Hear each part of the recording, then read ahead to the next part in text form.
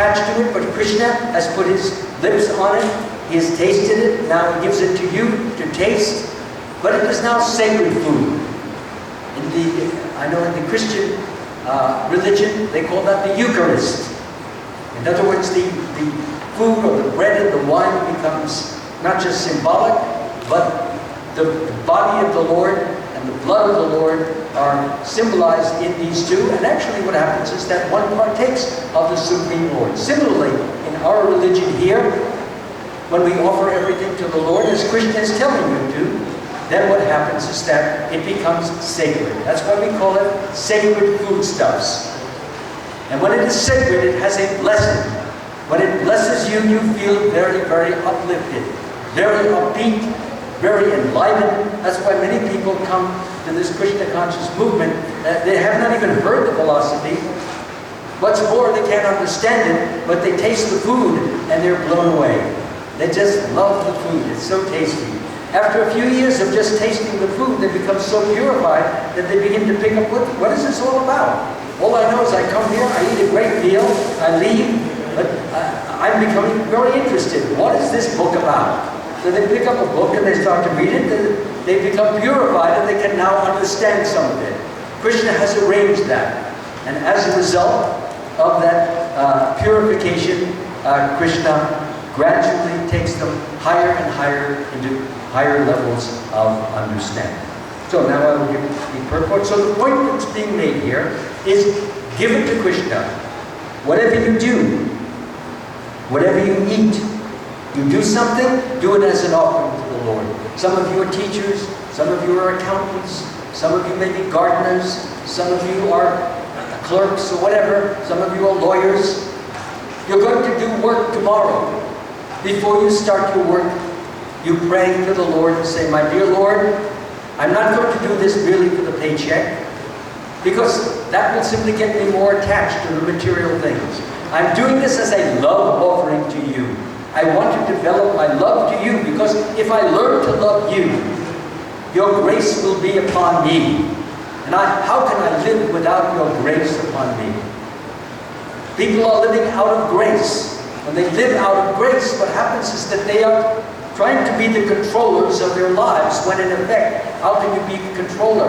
When you don't know at any moment, there may be a hurricane, there may be a deluge, heavy rainstorm, or there may be heavy snowstorm, or there may be a flood, or your house may be robbed.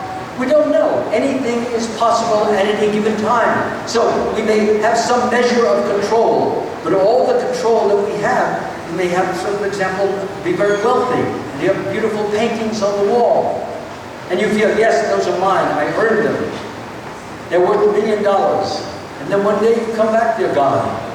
And you feel terrible, because those things which gave you pride, which gave you meaning, which gave you some prestige, are no longer there. So you feel lowered.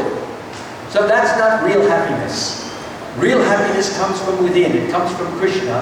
When you do what he asks you to do here, he says, if you eat something, offer it to me. You do something before you start your job. You have a picture, maybe you work at a computer like I have right here. Picture of Krishna. So how can I give this talk without looking at Krishna and asking him for blessings, so that I can say something that will be beneficial to all of us? And if I say something that's beneficial to all of you, then that's Krishna's mercy upon you. And what more can I ask for than that? If I speak, you may all not come here anymore. But if he speaks, you will come, you may want to come 3 times a day. Because he's perfect and I'm imperfect. But by his grace, by his mercy, by his kindness, he can manifest his perfection through a living entity such as yourself, myself. So therefore we say, before we start our work, my dear Lord, I'm offering this to you. Whatever I'm doing, whether I'm at the computer, whether I'm at the copy machine, whether I'm on the telephone, I offer to you. By the telephone, you put the picture of Krishna. So I have a picture right here. So when I'm talking to someone, I'm saying, yes, let me offer this to you, Krishna. So this is the way we do it. We cultivate the habit. Just as you've cultivated the habit of doing so many things. One of the easiest ways to cultivate this habit is by chanting what? The Hare Krishna mantra. Let's all chant it together.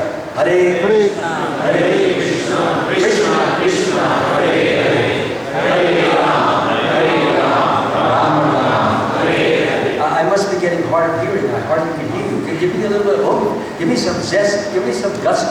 Let's go. Hare Krishna, Krishna, Krishna, Hare Hare. Well, that was a little better. This is very good because it shows the Lord that you really want to make friends with Him. And if you want to make friends with Him, then you have to be enthusiastic. If you come to me and you say to me, I want to be your friend. And I say, what? You know, I want to be your friend. I said, you don't look like you want to be my friend.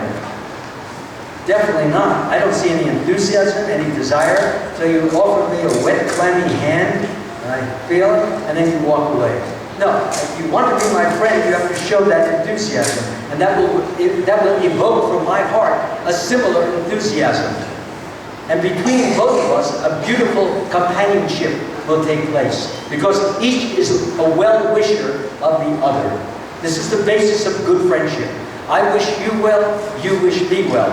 But if it's merely a performer thing, I don't want to be friends with her. Indifference, mechanical, robotic, it will not work. And many so-called friendships nowadays are just that. And it shouldn't be. Because friendship should be a thing of the heart. And that's what Krishna is trying to teach us right here. So let me read a little bit more of the purport. Thus it is the duty of everyone to mold his life in such a way that he will not forget Krishna in any circumstances. So I just showed you, how many are chanting Hare Krishna daily? Oh, okay. So some of you are. So this is the Hare Krishna mantra. I'd like to talk a little bit about it, but let me finish the purport. There's a reason. As you chant it over and over and over again, it becomes etched into your mind. And what is etched into your conscious mind gradually becomes etched into your subconscious. And what is in your subconscious will gradually come up and repeat itself in your conscious mind. We'll get into that a little bit more, of why this Hare Krishna mantra is so important, how it can benefit your life, and how your whole life can be transformed into a different, more sublime, more peaceful, and happier life. Krishna wants everyone to be happy, all of us, and we can be if we just follow these very basic instructions. Everyone has to work for maintenance of his body and soul together. And Krishna recommends herein that one should work for him. Everyone has to eat something to live. Therefore, he should accept the remnants of foodstuffs offered to Krishna. So these foods that we will be eating a little bit later, they have all been offered to Krishna on the altar. And believe me, even if you don't believe it, it's true, Krishna has tasted them. And you don't have to worry about it being unhygienic to taste something that Krishna has tasted. He's the supreme pure. And when you taste that which Krishna tastes, your life is becoming pure. You don't have a problem in that area. Any civilized man has to perform some religious, ritualistic ceremonies. They go to church or they go to the mosque, they come here. Therefore, Krishna recommends, don't do it for yourself, do it for me. If you do it for me, I will bless you in such a way that you'll become detached from the material world. You'll be able to be in the world, but you won't be of it. It won't affect you. It won't disturb you. It won't shake you. It won't ruffle you. You'll never be upset by it. That's what Krishna is promising you. So, who would be such a fool as to refuse such a reward like that? And all he's saying is that just offer it to me. And just chant my name, he's saying. And I'll explain why. Everyone has a tendency to give something in charity. Krishna says, give it to me. And this means that all surplus money accumulated should be utilized in furthering the Krishna consciousness movement. Nowadays, people are very much inclined to the meditational process, which is not practical in this age. But if anyone practices meditating on Krishna 24 hours a day by chanting the Hare Krishna mantra round his beads, he is surely the greatest meditator and the greatest yogi, as substantiated by the 6th chapter of this Bhagavad Gita. So what is this Hare Krishna all about? Many of us already know. They are names of Krishna, names of Ram, another incarnation of God, and the name of the spiritual energy of the Lord, which is a female form. Krishna manifests himself as a female, and that female is known as Radha. And Radha is the means, the way, by chanting her name. When you say Hare, that is another name of Radha, Hara. But in the vocative form, it is Hare. So you're chanting Radha's name, you're chanting Krishna's name, you're chanting Ram's name. All three. And they are all supercharged with spiritual energy. Krishna has done something very amazing for this particular age. He has in truth incarnated himself in his name. He's placed himself in the name, so that when you chant Hare Krishna, you are touching Krishna. It's the same if you and I, we shake hands, and your hand is hot, mine is cold, so we both partake a little of each other's warmth or coldness. So when we chant this name on our tongue, on our palate, we are associating with Krishna. When you associate with the Supreme Lord, this is the easiest way to make spiritual advancement.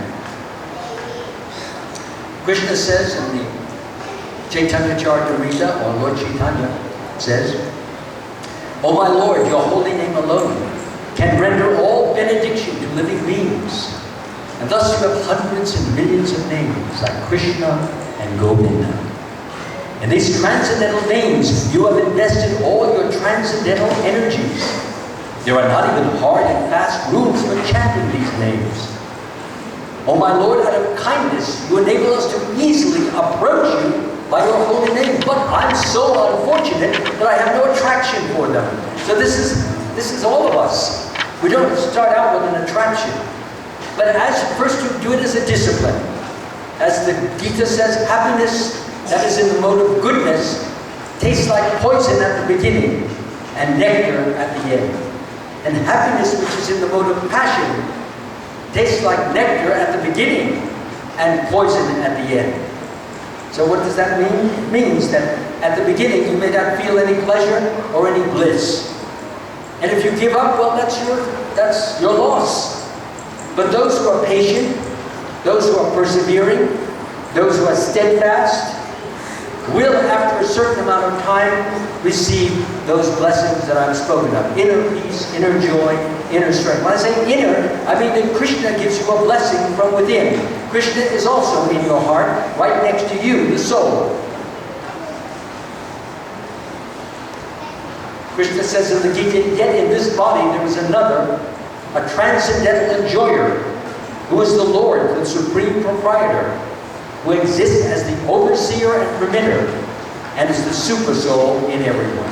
So Krishna is known as the super soul, and you, and you, and you, and you are known as the soul. Soul, super soul, right next to each other. So Krishna doesn't have to go very far to give you his blessings. You're right beside him. And the more that you become closer to him in devotion, in bhakti, in love, the closer he lets you feel his presence. So that that presence is felt in the form of, as I said, inner joy or inner bliss, inner peace, inner strength. When you feel those emotions that you never felt before, the peace I'm talking about is not the peace that comes from taking a yoga class or from lying on a raft and just looking up at the sky, or just going to sleep and waking up and feeling refreshed. I'm talking about a different kind of peace. It's like if somebody puts his arm around you or her arm around you and you feel the warmth of that person's arm, you feel something comforting. That's what I'm talking. It comes from another person. It's personal. And it's ready. Krishna is ready to give it to you. He wants to give it to you. But he wants you to be faithful. So, Krishna is saying that if you are faithful, you are steadfast, you try to chant his holy name. Now the holy name that I just mentioned It is so full of potency that if you have committed certain sins, certain mistakes, certain offenses, to your friends, to your parents, to your teachers, when you chant this holy name, it's like ink eradicator. Just wipes the effects you're supposed to get, the punishments you're supposed to get, wiped away, because you have associated with the Supreme Lord, who can do just that. He can wipe away the punishments that you're supposed to get.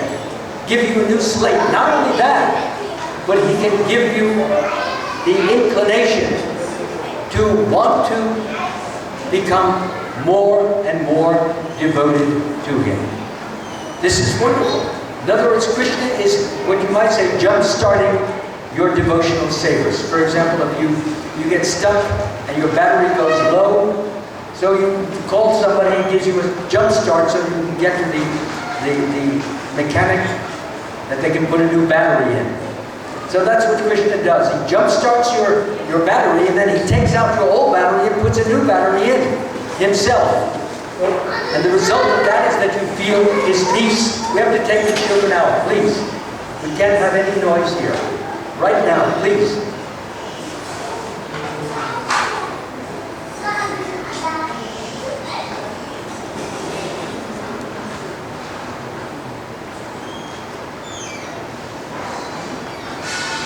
Thank you very much. This is a sacred occasion, at least I consider it so.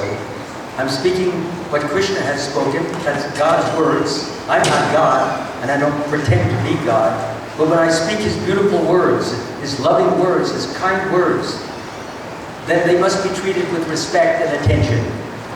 And they cannot be treated with respect and attention if children are allowed to wander and meander and scream and yell at their own discretion. So any class I give, I say the same thing, and I'm sorry if the parents expected their children to have some fun here, then I'm sorry. Please take the child out. If he talks, he cannot stay. I'm sorry. If you can stay quiet, you can keep him here. Stay by the door. If he goes in, then you can take him out, and not you can bring him back in. Thank you. So, we have only a few minutes left, and I wanted to enunciate this very strongly, that this holy name is so precious, so important. If you chant it over and over and over again, just as, for example, you hear commercials. Years ago, when there wasn't television, I used to hear these commercials, and they repeated them over and over and over and over and over. So I'd be walking to school repeating the commercials, even though I didn't want to, but I couldn't help it because they kept repeating. I still remember them. Pepsi-Cola, I would hear this Pepsi-Cola commercial. Pepsi-Cola hits the spot, 12 ounces are a lot, and nickel buys a bottle too. Pepsi-Cola is the drink for you. So this is when I was 7 years old, and now I'm getting near 80, I still remember it. How could that happen? This is what the Hare Krishna mantra can do for you. If you chant it over and over and over and over, you'll be walking down the street and it will be coming into your mind. So what you put into the conscious mind then goes into the subconscious mind, and as you keep bombing the subconscious mind with God's holy name, it will start to bubble up, like you see bubbles. And when it bubbles up, you will begin to chant this holy name quite naturally while you're walking in the street, while you're riding your bike, while you're driving your car. And little by little, it will become more sincere, more devoted, more focused. It will not be just some stray mantra, but it will be chanted with affection, with understanding, and with meaning. And that's the important part. So, if you want to remember Krishna, if you want to chant His holy name, if you want to become more God-conscious, if you want to receive the benefits, the blessings, the benedictions that God is promising to give, to make your life sweeter, more beneficial in every way, materially, Krishna says, those who always worship me with exclusive devotion, meditating on my transcendental form, to them I carry what they lack, and I preserve what they have. So He's making a promise. He'll protect your goods. And He'll make sure that you have a job. If you lose one, He'll give you another one, a better one. He's in charge of everything. Sometimes that may seem almost impossible, but He sees everything by His omniscience. He's everywhere present. And as soon as you take one step towards Krishna, he takes 10 to you. And when you take another step, he'll take 20 towards you. And another step, he'll take 30. He so much wants you to come back home, back to Godhead. He loves you as your own parents could never love you. So loving is he. And he will show you that love as soon as you begin. For those of you who are already in, you will chant with more enthusiasm.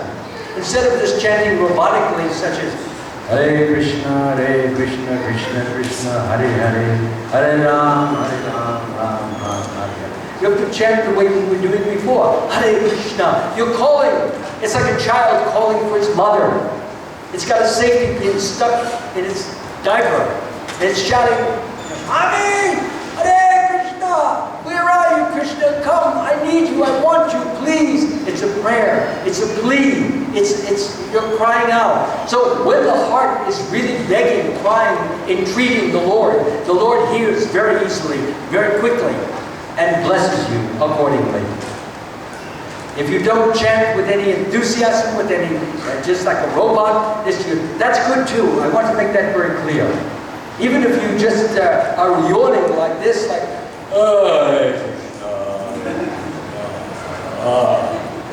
even that can be beneficial because the name is not different from Krishna. And even if you chant it indifferently, you chant it as a song, you chant it as a joke, you chant it as a yawn, you're always benefited. But please don't get me wrong, the benefit that you get is not the same as when you chant enthusiastically, as a plea, as a cry. In effect, you're saying, my dear Lord Krishna, my dear Srimati Radharani, please engage me in your service. And that's one of the services which is most dear to Krishna, is chanting his name. It will bring you close. And then there are other things that you can do. You can hear about Krishna. I've written some books someplace, over here. There's a book called The Supreme Mystic. And in that book, I wrote it very much like a modern novel. So every chapter ends on a little bit of a cliffhanger. And it keeps you in suspense as to what is going to happen to Krishna next. And it's written in a modern parlance. And the philosophy is not as high or as deep as Srila Prabhupada's Krishna book. And I did that purposely so that you get involved in the story. Especially if you have children who like to read to your kids, please, you can take that book and read it. And I'm sure your child will grow up, become Krishna conscious because they become attracted. They love when their parents read to them. It becomes a very memorable occasion when the child grows up into early adulthood and late adulthood. I also have these CDs, MP3s, that I have recorded most of Srila Prabhupada's books. So if you don't like to read, then you just put the MP3 in your car or in your player or your computer, and you can hear all these books. I myself do when I sit for breakfast, lunch, I listen to them. I hear the Krishna book, I hear the Chaitanya Charitamrita, Srimad Bhagavatam, Krishna, and the Bhagavad Gita. I've also recorded this book. So all of you can avail yourself. Now we have all this technology. Years ago, we didn't have this. So you have to read, you have to make the effort. Now Krishna has made it simple.